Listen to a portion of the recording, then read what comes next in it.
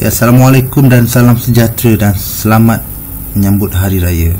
Ramai kat kampung sekarang ni. Saya duduk kat KL pun bosan-bosan duduk sorang-sorang. Bini pun hantar dekat kampung sekarang ni. Tengok sekarang dekat Euro Japan. Kita nak ajar hari ni cara nak baca EMA 8. EMA 8 atau Exponential Moving Average 8 close. Klik sini, tengok cara setting dia. Dekat sini 8 exponential close. Sini daily dan weekly. Saya pakai yang ni EMA 8. Jadi target saya adalah sell daripada resistance ataupun EMA 8. Dan EMA 8 ni kita gunakan dia sebagai trend line. Jadi tak perlulah kita nak tarik ni benda-benda ni, trend line tak payah tarik. Jadi saya cuma fokus pada EMA 8 sebagai saya punya trend line. Ni kalau tengok apa dalam analisa yang lepas, kita target untuk sell sini ataupun sell EMA 8. Saya dah tandakan satu garisan warna merah. Kalau perasan boleh tengok pada analisa yang lepas. Ni adalah gold. Kalau tengok minggu lepas kita target dah bila break atas ni kita buy limit sini tu nak target ke atas. Tapi kita ingat minggu lepas adalah minggu pertama, jadi sini adalah jadi satu retrace yang besar. Ni NFE. Ni pun kita akan target untuk buy untuk pada minggu hadapan. Next pair. Ini pun tengok betul-betul ni EMA 8 dia berhenti tempat yang sama. Ni NZD USD. NZD pun NZD USD lah.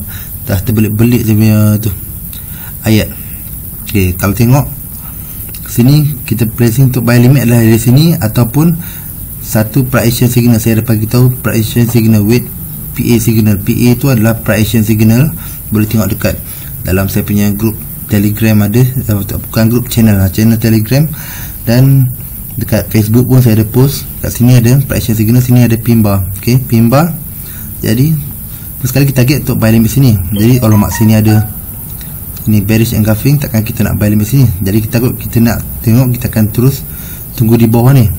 Buy limit ada support bawah ni. Tapi kita tengok sini ada pin bar, jadi tak perlu tunggu sampai bawah ni. Kita boleh placing order untuk naik ke atas. Ni pun ada candle besar, ada candle, ni boleh entry. Next pair adalah di USD Japan. Kalau tengok USD Japan, trend dia masih lagi dalam kedudukan sell. Apa yang kita harap adalah kita dapat sell daripada resistance ataupun pada EMA 8. EMA 8 ni kita tengok sini buat dia test balik sini untuk turun ke bawah. Lain-lain analisa nanti saya akan post kat Facebook ni. Kita tengok sini ada dukun forex, SNR dan price action. Sini saya punya page, memang setiap minggu saya akan update berkenaan pair-pair yang akan di contoh ni 4 Julai. Kalau tengok sekarang ni Euro Japan, swing nampak sini saya tandakan merah ni. Kenapa? Sekali kena dengan lang warna merah ni, jadi automatik saya targetlah EMA 8 ataupun resistance untuk sell, target sell. Itu cara mudah untuk baca secara saya punya analisa. Sekian dari saya, Dukun Forex. Terima kasih.